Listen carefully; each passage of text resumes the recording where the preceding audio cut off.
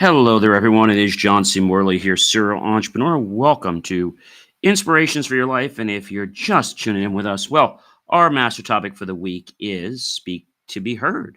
And so the granular topic for today or tonight is Say It Like You Mean It by Building Structure, Series 4, Show 17, Episode number 4.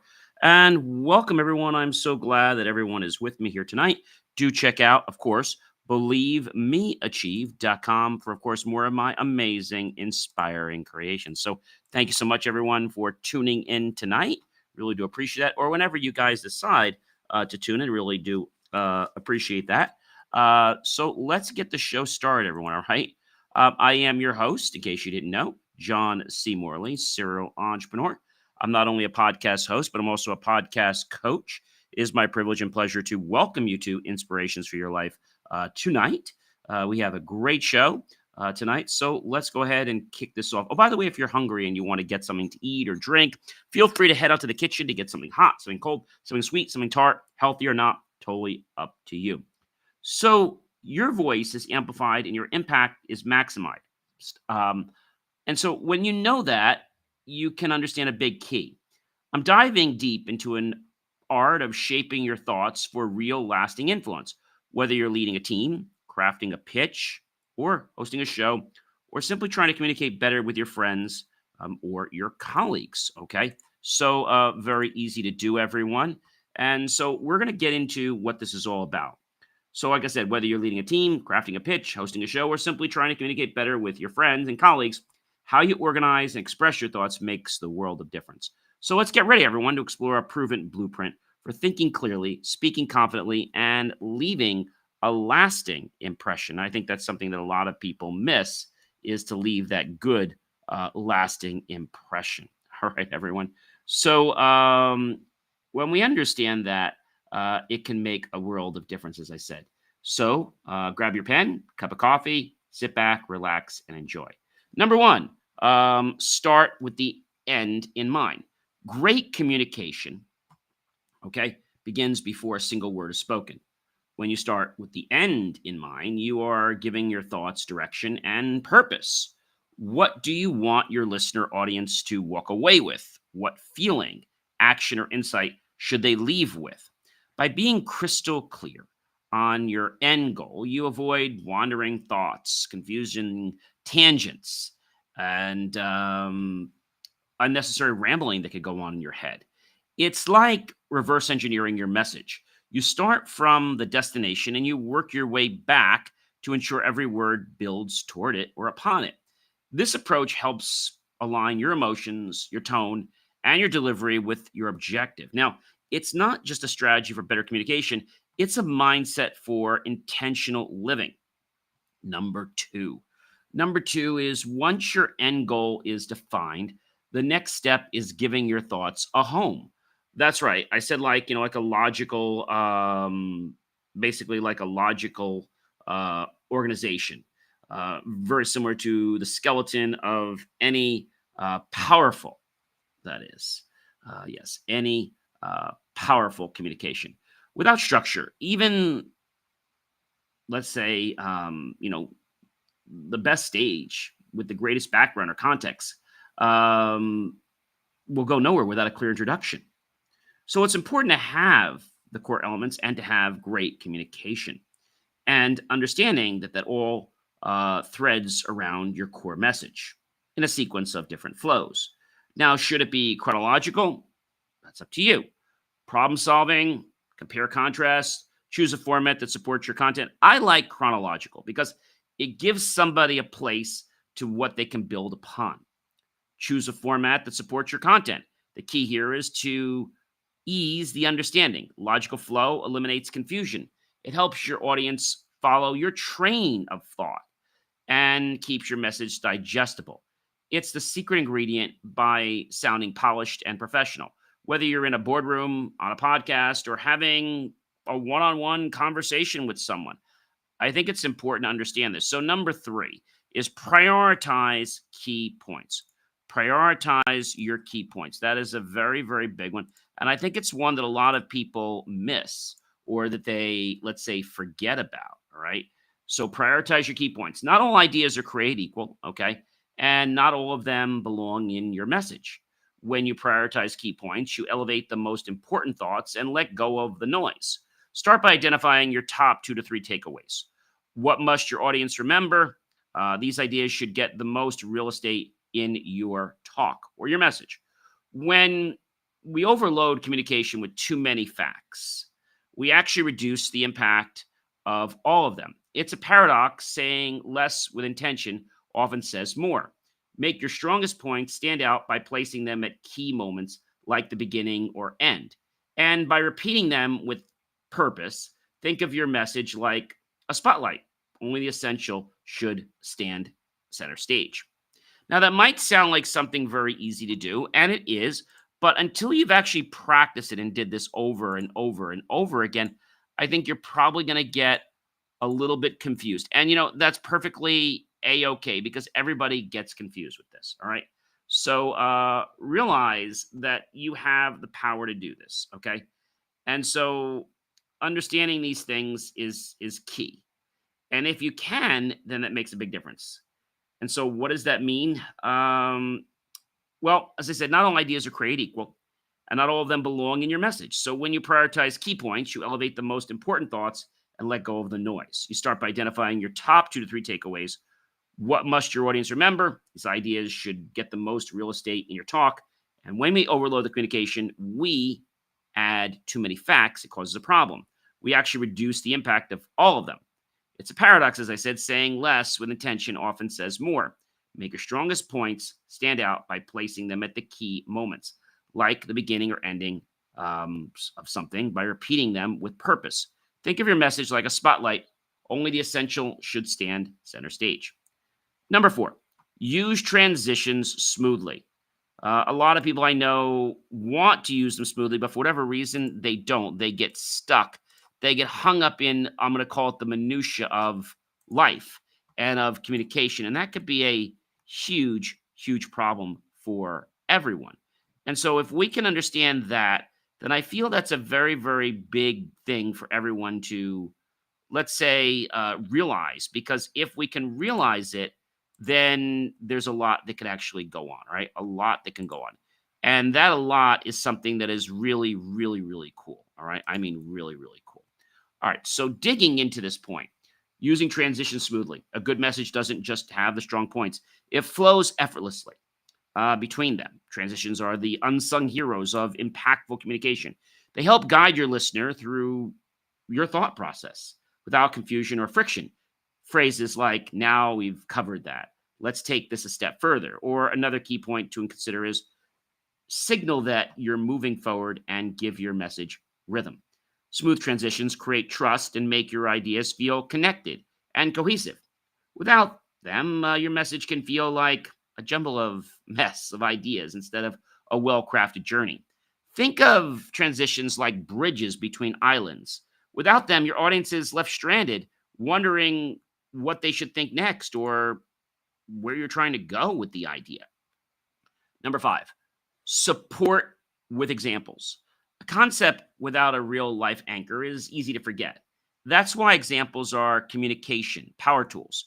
They breathe life into theory and give your audience something to hold on to. Whether it's a personal anecdote, a case study, a vivid metaphor, or a relatable scenario, examples help people see what you mean. They trigger emotion. They paint mental pictures and images and make the abstract appear concrete. Want to talk about leadership? Sure. Share a time you had to lead through uncertainty. Want to inspire confidence? Tell the story of someone who found success by applying your message. Without examples, ideas sort of float like nowhere. And where they land can be a problem because the direct message that you intended is probably not the message that's going to be received. Unfortunately, guys. I mean, it does happen. And I think the more people realize this, the more that maybe you can understand that there is a big, big potential, everyone. I mean, I'm talking about a huge potential, not just something that is, let's say, something that is just going to be a once and done, but something that's going to have a huge, huge impact. I mean, for everyone, a huge impact for everyone. And I think a big important thing is that you have to embrace that whole concept. And by embracing that concept, we can truly make a difference in our lives. Right. Um, I think that's important. I know that a lot of people don't really understand. And so, what a lot of people don't realize is that when you're doing something like this, it's like you don't always get the right direction. You don't get the right course. And it's not because you don't want it, it's because there's too much minutia going on, right? That's a very, very big problem. And that gets it to the next point. Number 6, eliminate clutter. If it doesn't serve your message, well, it doesn't belong. Get rid of it. Eliminating clutter is about clarity and respect for both your audience's sake and your message's sake. So, filler words, repetitive phrases, tangents, and jargons weaken your delivery. Your audience should never have to work to understand you or your message. Get comfortable, all right? Trimming the fat from your thoughts. If something doesn't add depth, direction, or value and meaning, leave it out. Think of it like editing your novel, okay? You're editing your mind. You're not just trying to fill space, you're actually aiming to fill minds. A well pruned message is not only the power that comes, but it's also more professionalism and the fact that you could be more memorable, right? Um, Remember, everyone, clarity isn't just elegant, it's got to be effective. So just because you gave this speech that was so impressive, it doesn't mean that it's going to be remembered. It doesn't mean that you're going to have any potential in the future. All right. So just remember that. Number 7, summarize and reinforce. Summarize and reinforce. I think that's a big key point for a lot of people, and one that I think we all need to grasp. And by that, I mean it's important. All right. The more that we decide to apply ourselves, the more that we can be remembered. So, summarize and reinforce. You've guided them through the journey. Now it's time to bring them home. A strong summary reinforces your key points and makes your message sticky, just like we do at the end of our shows. Think of this as your mic drop moment. It's your chance to remind your audience of what they learned, why it matters, and what to do next. Don't rush this part. Own it, repeat your top takeaways, and use emotional or bold language. Leave them with one final thought or call to action that echoes in their mind along after every conversation ends. This final moment is your opportunity to lock in the learning and create resonance. A message that's reinforced is a message that lives on. And I think a lot of people don't understand that. The message needs to be carried on well after somebody leaves. Well after somebody leaves. That's a hard thing for some people to understand. So what I want to do is to give you basically some, separate personal stories about, each point I talked about tonight. And it is my hope that by me doing this, it will, let's say, solidify what these mean in your head. And they'll allow you to take ownership of them. I think that's a very powerful thing. And if it's a powerful thing, then you should choose to embrace it. Not because you have to, but because you should want to. I think that's a really, really good thing. And hopefully, I'm hoping that hits home with everybody. It might not, but I really hope it hits home because when I just give you a point and I don't give you anything to bank upon it, well, it's like I've told you about something, but I didn't tell you where you could go get it, right? I just told you something's on sale, but I didn't tell you where you could go buy it at that discount. So start with the end in mind, right? That was our first point.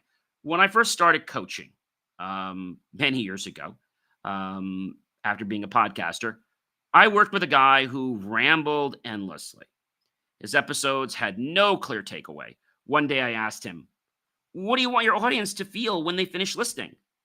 He looked at me with like this weird pause and then said, Well, hopeful. That moment changed everything. His next episode had structure, energy, and most importantly, purpose. His downloads actually tripled because we actually got into what his mind was supposed to get out to the audience. Number two, organizing ideas logically. I once gave a talk at a leadership summit without my usual outline. I thought I'd just wing it. Big mistake. Halfway through, even though I didn't know what point I was on, one attendee later told me, "You had gold nuggets in there, but I couldn't follow the path." From that day on, I never spoke without first laying out my ideas, just like I do with the shows. I come out with a roadmap and then I talk about those points that are going to be centered around the show. Number three, prioritize, like Joan, prioritize those key points. They are going to make or break you. All right. Prioritize those key points in your life. Very, very important.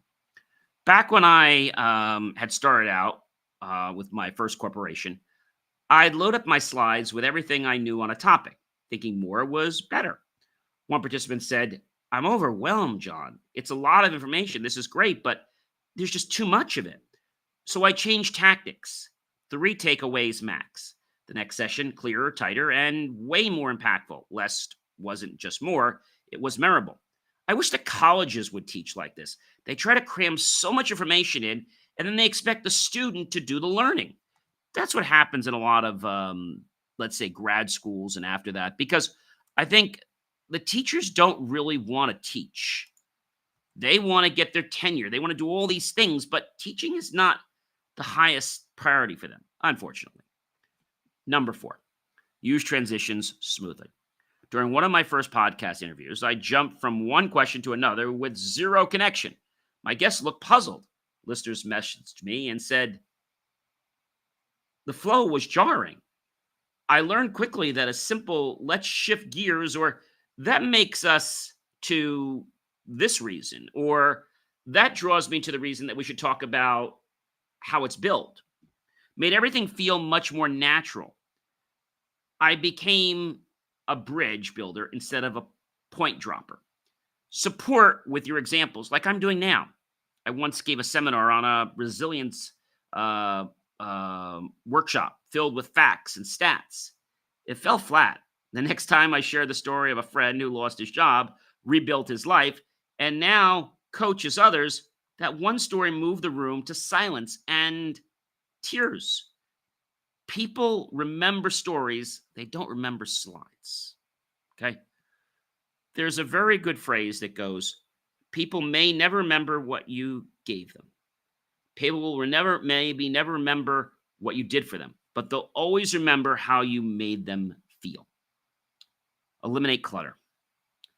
Early in my speaking career, I was so nervous that I filled space with and basically, mm-hmm, and you know what I mean, right? And that's exactly what I mean. And you get it, right? Every 5 seconds, a friend recorded me and played it back. It says, "John, this was so painful," but it was eye-opening, right? I started trimming the fluff. My message became sharper, and I sounded more confident, and people finally heard me and the message I was trying to deliver. Now, no one's perfect, but we always want to be acute to these things. Number 7, summarize and reinforce. That's right, guys. Summarize and reinforce. You can do this. Absolutely, you can do this. All right, so what do I mean by that? A client once told me, "John, I loved your talk, but I'm not sure what to do with it." Made me a little bit confused, but it hit me hard. From then on, I always ended up with a strong recap and a clear action, not just a conclusion, but a mission. And that's when real transformation started to hit my life. And I think a lot of people forget that we need um, like a transition, a summary, right? That's important. And so when we think about all this, it can be very daunting for a lot of people, right? I try to cover no more than 10 points in a show, okay? But what I do through the whole show is I keep drilling down with the fact that, this is how this works. And let me give you an example of it. That's how I end, right?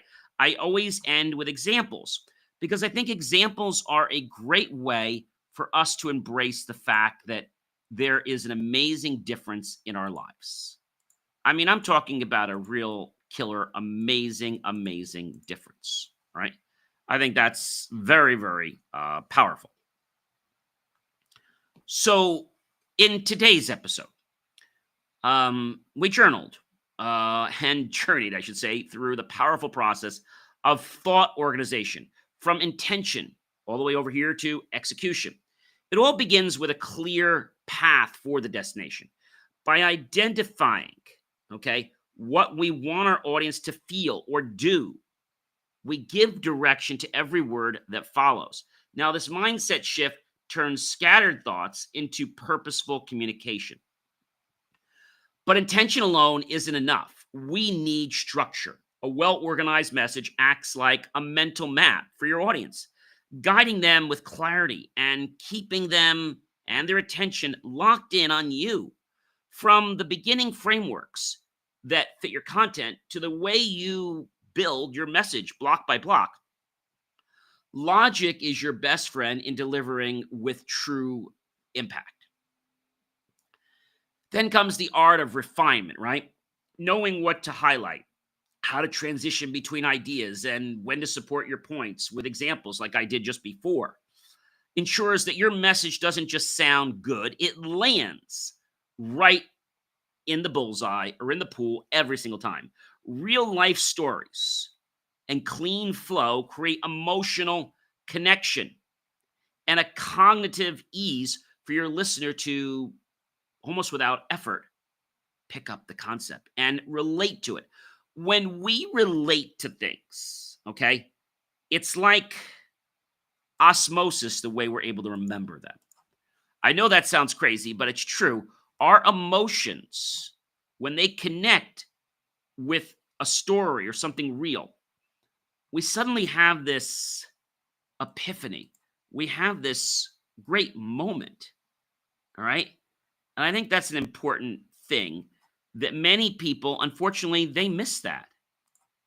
They miss that.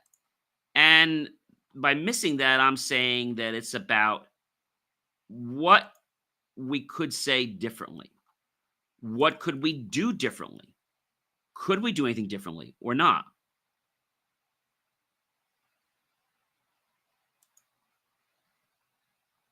I think that's important. Very important. I think most people get scared with this,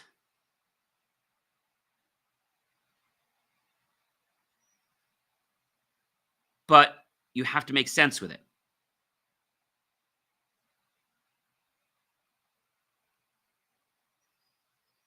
Does that make sense?